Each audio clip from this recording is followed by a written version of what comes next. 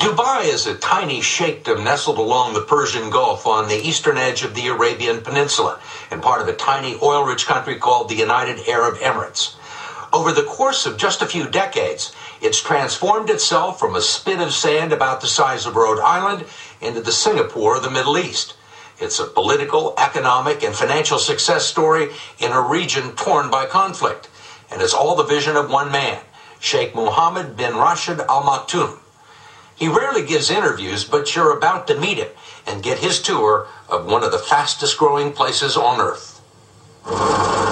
No matter how many articles you read or how many pictures you see, they don't quite capture the enormity and the energy of Dubai.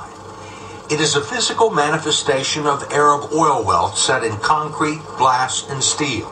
A place so rich and ambitious that it is changing the geography of the world as a business center, transportation hub, and tourist destination. A 21st century city at the crossroads of a new world. Skyscrapers rise in clusters, man-made islands rise from the sea, and entire neighborhoods with hundreds of office buildings and apartments rise from the sand. And it is all the vision of one man, Sheikh Mohammed bin Rashid Al Maktoum. This is where we're standing now. All this is nothing. 2000. January 2000. 7 years ago. Yes. This was desert. And look now, all what you see. What you see has been called the largest construction site on Earth, with 500,000 laborers working on a reported $300 billion worth of projects, building Sheikh Mohammed's dream of a modern, efficient, and tolerant Arab city with fine restaurants and a vibrant nightlife, both the playground and the business capital of a new Middle East. What are you trying to do here? What do you want this place to be? I want it to be number one. Not in the region, but in the world. What do you mean number one in the world? In everything. High education, health, housing.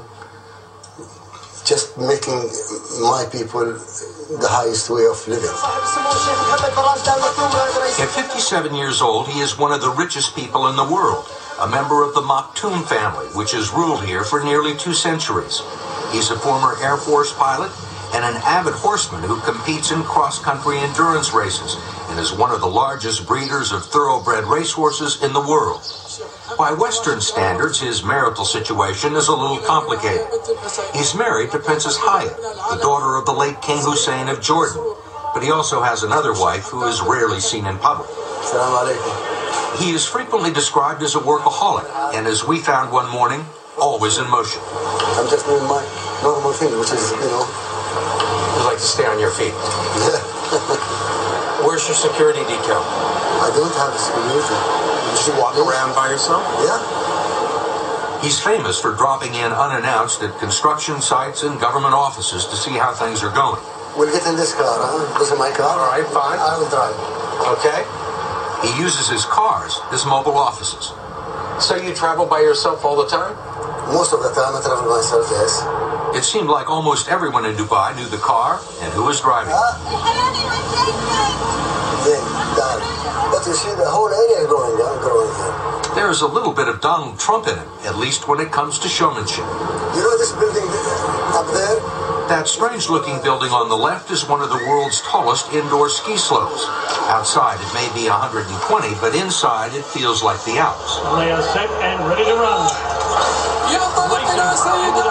Then there is the Dubai World Cup, showcasing the fastest horses in the world, running for the world's largest purse. Not to mention the most luxurious and expensive hotel in the world, the Burj Al Arab, where the cheapest room is $2,000 a night. Why do you want everything to be the biggest, the tallest? Steve, why not? Why not? If you can have it in New York, what can we have it here? Why are you in such a hurry? Most people would try and do all of this in a lifetime, not in 5 years. I want my people to live better life now, to go to the high school now, to go to the good healthcare now, not after 20 years. His people, the descendants of Bedouin tribesmen, pearl divers, and traders, now make up a small fraction of the population here. They enjoy one of the highest standards of living in the world, With free health care and college tuition, Highness told him the project was unfeasible.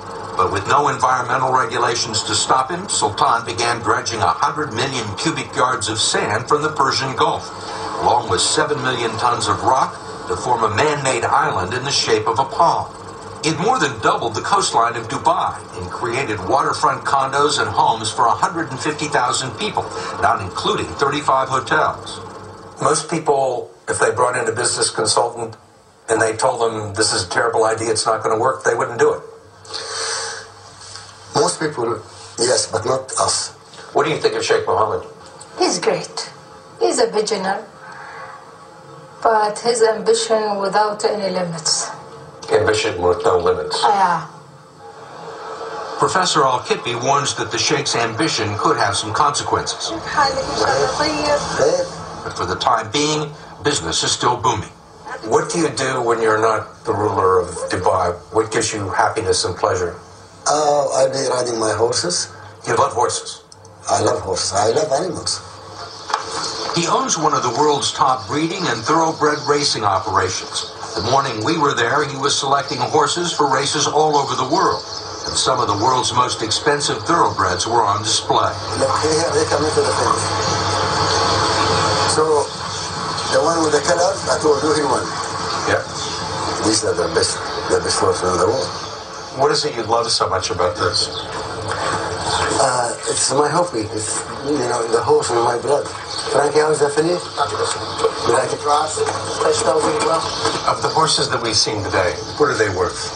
Each one of these, he won what we think he will win, will be worth 50, 60 million.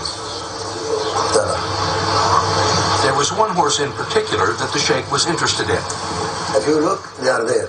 Now they're building up. I expect this to pass this, otherwise I'll be disappointed. And this day he was not disappointed. No one likes to disappoint the Sheikh, not even his horses. That's what I want to say.